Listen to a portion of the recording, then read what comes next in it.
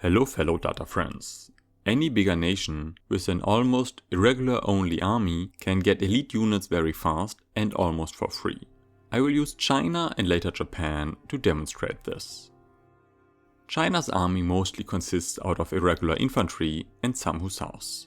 Irregular infantry don't need any material upkeep, while hussars use 1 grain per unit. But grain, especially in China, is rather cheap.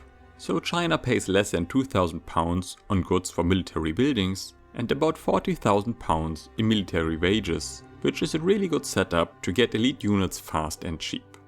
China starts with peasant levies, which gives a debuff to weekly unit experience. To get elite units without any wars, you need to wait about 40 years to get elite units. But when you grant military assistance to another country, you get plus 25% weekly experience at the cost of plus 10% military goods cost. But remember, we barely have any military goods cost anyway. So I will move 1 interest from Japan to northern Germany, and then I will grant anyone willing in Indonesia, Central Asia and northern Germany military assistance. I will see you in a moment. So the setup is done. I'm overspending influence because I give military assistance to roughly 65 nations. We are now spending almost £10,000 on military goods, which is still neglectable as China. But in return, we get this lovely plus 1530% weekly experience.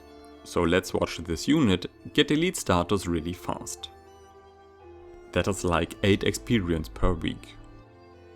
We got veteran units at the turn of the first year. And we have elite units and it's still 1837. Barely, but still lovely.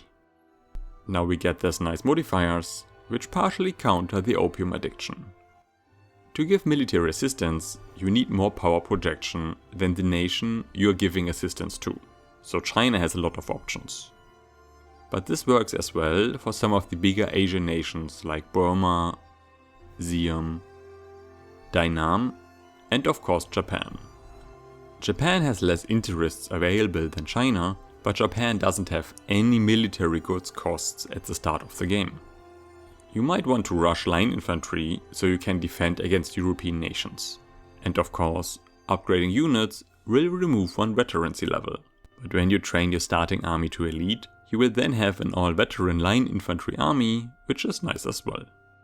So, as Japan, I was able to get plus 655% weekly experience, though I had to use some obligations.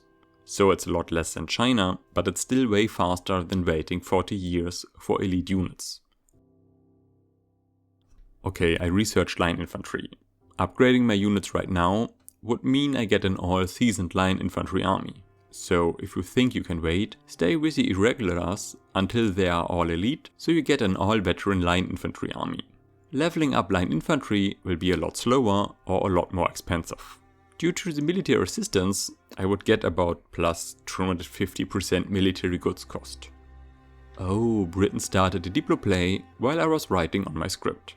I didn't build anything, so I don't have any guns anyway, although I could upgrade to line infantry now. But let's test if my all-elite irregular army can defend against Britain. We could sway Russia, but I want to see the results of the war. So we mobilize and set our generals to defend. And we are at war. There is a naval invasion, 11 British units are coming. Here's the first battle. Only 3 British units? Maximum numbers of battalion reached?